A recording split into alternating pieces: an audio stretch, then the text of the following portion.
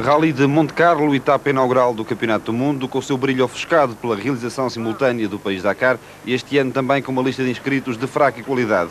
Grande favorito, a Lancia partiu para o percurso de concentração da localidade de Sestriers, enquanto que a Mazda se punha em marcha a partir de Lausanne.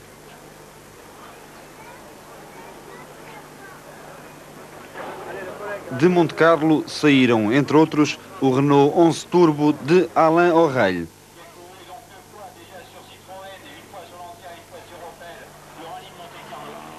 O Citroën AX Sport de Maurice Chaumat, o Lancia Delta 4WD do monegasco Chin, piloto privado que alinha habitualmente em várias provas do Mundial de Rallys, e o Audi Coupé 4 de Christophe Spiliotis. Também uma equipa japonesa na mais prestigiada de todas as provas do Campeonato do Mundo de Rallys. O bom tempo foi uma constante ao longo de todo o percurso de concentração, cumprido pelos 169 participantes, sem problemas de maior.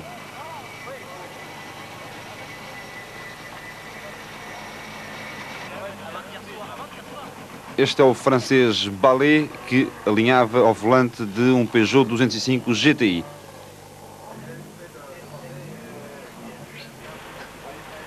No Parque Fechado de Saint-Étienne reuniram-se os carros, com natural destaque para a Armada da Lancia nesta sua prova de estreia com os pneus da Michelin.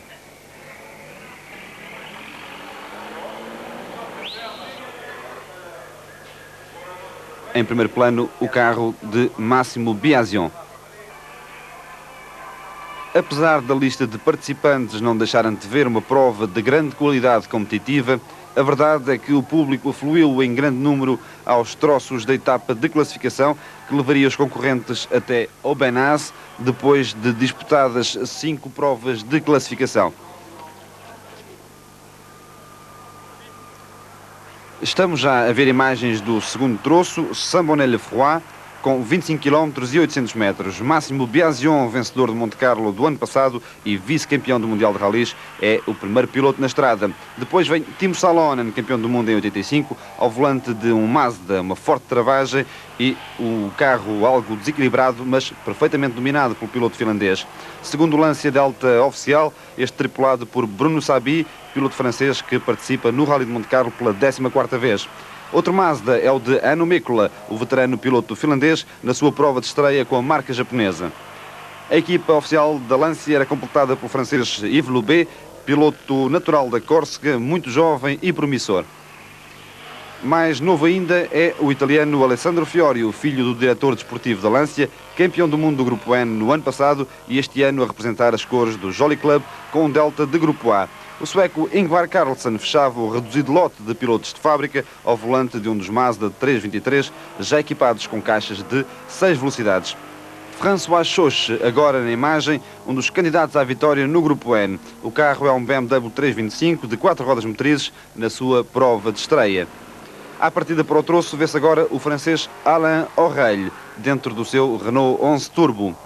Piso completamente seco nesta primeira etapa, como já não acontece em Monte Carlo desde 1983, ano em que Walter Röhrl venceu com o Lancia Rally. Terceira prova de classificação, La Louvenec, 19,5 km. Biasion assina pela primeira vez o melhor tempo, mas na geral continua alguns segundos atrás, poucos, de Sabi e Yves Loubet.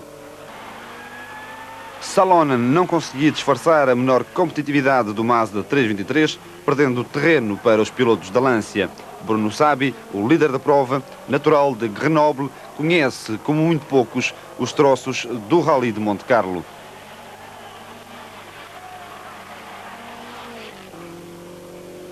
Depois devia passar, mas não passa, o Mazda de Hannu Mikkola, já com problemas. Passa, isso sim, o Lancia Delta de Yves Loubet. 29 anos de idade, menos 1 que Biasion, menos 10 que Bruno Sabi. Foi segundo na Córcega em 87. Outro Lancia, o de Alessandro Fiorio. Não consegue acompanhar o andamento dos pilotos oficiais, mas faz tempos sensivelmente idênticos aos de Timo Salonen. Agora a vez de passar o R11 Turbo de Alain Oreille, encantado por certo por não encontrar neve. E agora sim, passa o carro de Hannu Mikkola já a fumegar com o turbo partido. A gasolina utilizada pelos Mazda provocou graves problemas de alimentação nos 3 carros da equipa. Vamos ver o Lancia de Chin passar pelo carro de Mikkola, que abandonou neste troço. Quanto a Salonen, muito embora não tenha desistido, sofreu devido a este mesmo problema um atraso enorme, ficando afastado da luta pelos primeiros lugares. Ingvar Carlsson, para rematar, abandonou por despiste. A vitória da Lancia, se já antes não estava em causa, mais se tornou uma certeza com a hecatombe dos Mazda, mas a equipa italiana também teve uma baixa de vulto na etapa de classificação. Traído pelo motor, Massimo Biasion conheceu o seu primeiro abandono ao cabo de 22 meses de competição.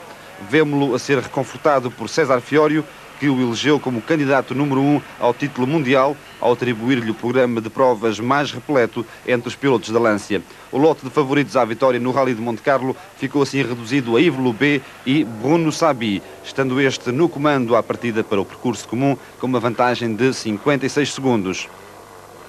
Ao contrário do que tem acontecido noutras ocasiões, César Fiorio deu inteira liberdade aos seus pilotos para adotarem o andamento que melhor entendessem. A vitória para o melhor. Neste gancho à esquerda é notória a toada atacante, quer de Bruno Sabi, quer de Yves Loubet.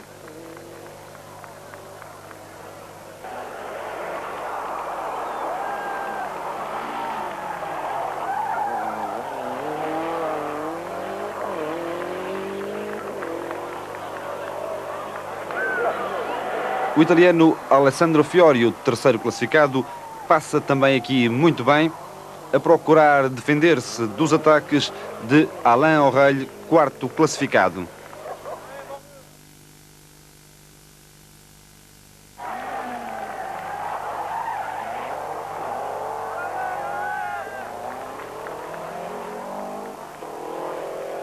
Na quinta posição da geral, o Peugeot 205 GTI de Jean-Pierre Ballet.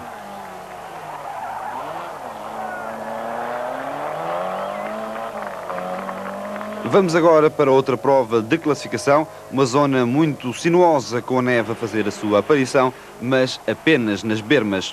Sucessivamente, vamos ver passar os Lancia de Sabi, Loubet e Alessandro Fiorio e ainda o Renault de Alain Oreille.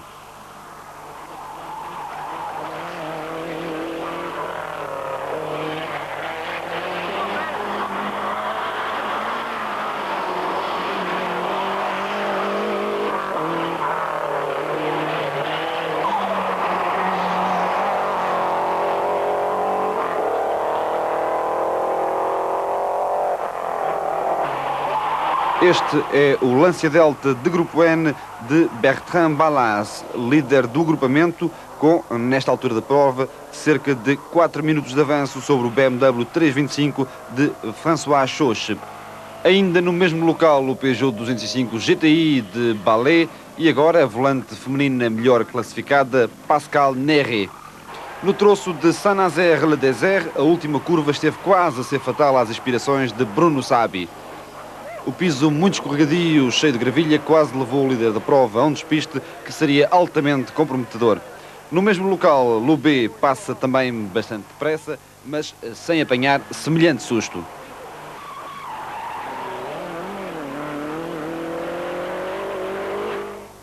É agora a vez de Alessandro Fiorio. Uma condução fina deste jovem piloto italiano, mais parecida com a de Sabi do que com o estilo enérgico de Loubet.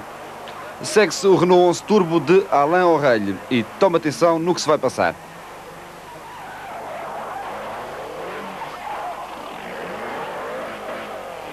Oreille entra muito depressa na curva, o R11 foge de frente e o piloto puxa o travão de mão para evitar o embate no talude.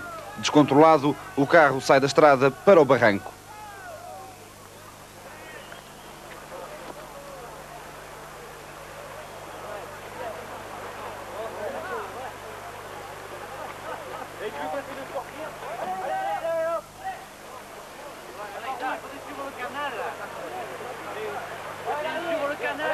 A desilusão está estampada na cara do piloto francês, que procurava a todo o transe recuperar o seu atraso para Fiorio. O abandono parecia inevitável, mas os espectadores presentes acabaram por recolocar o carro na estrada depois de 20 minutos de penosos esforços. Oreille deixava de poder pensar nos primeiros lugares, mas continuava em prova. À chegada a Gap, o ponto de neutralização a meio do percurso comum, Saby já só tinha 16 segundos de vantagem sobre Yves Loubet. A concentração de Loubet era notória. Mas na 14ª prova de classificação, a luta pela vitória ficou decidida.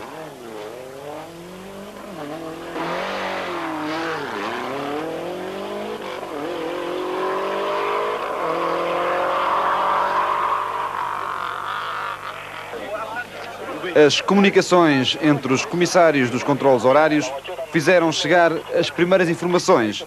Depois viria a confirmação. Yves Loubet estava declaradamente ao ataque, cometeu um erro e o Lancia Delta foi parar uns bons metros abaixo da estrada. Era o abandono de Yves Loubet e a vitória praticamente assegurada por Bruno Saby. No ano passado, dos 29 carros que inscreveu nos ralis do Mundial, a Lancia só conheceu 2 abandonos, em Monte Carlo e na Córsega. Em ambos, o protagonista foi Bruno Saby. Este ano, logo na primeira prova, os mesmos 2 abandonos. Curiosamente, porém, o carro de Bruno Saby foi o único poupado. O resto do percurso comum e o percurso final foram um verdadeiro passeio para a maioria dos sobreviventes. Nos 2 primeiros lugares, sem ninguém que os inquietasse, os Lancia de Saby e Fiorio. Oreille, sem nada a perder, atacava a fundo e viria ainda a recuperar até ao 4º lugar. Bertrand Ballas parecia encaminhado para a repetição da vitória no Grupo N, mas uma avaria acabaria por levá-lo ao abandono. Com o atraso de Oreille e a desistência de Loubet, Jean-Pierre Ballet ascendeu ao 3º lugar, mantendo-o até final. Ganhou assim o estatuto de piloto prioritário A, o que terá sido uma das grandes surpresas deste Rally de Monte Carlo. Com a desistência de Bertrand Ballas, François Chauche passou a liderar o Grupo N. O monegasco Spiliotti, por sua vez, comandava a classificação da promoção. Derradeira tirada desta 56ª edição do Monte Carlo, o percurso final incluía, entre outras classificativas, o célebre troço do Torini. Finalmente, a neve. Mas era já muito tarde para que pudesse ter alguma influência no desenrolar da prova. Público com comportamento nem sempre correto, a ver passar por esta ordem os Lancia de Saby e Loubet, o Audi Coupé 4 de Pierre Bosse e o Lancia Delta de Manfred Héroux.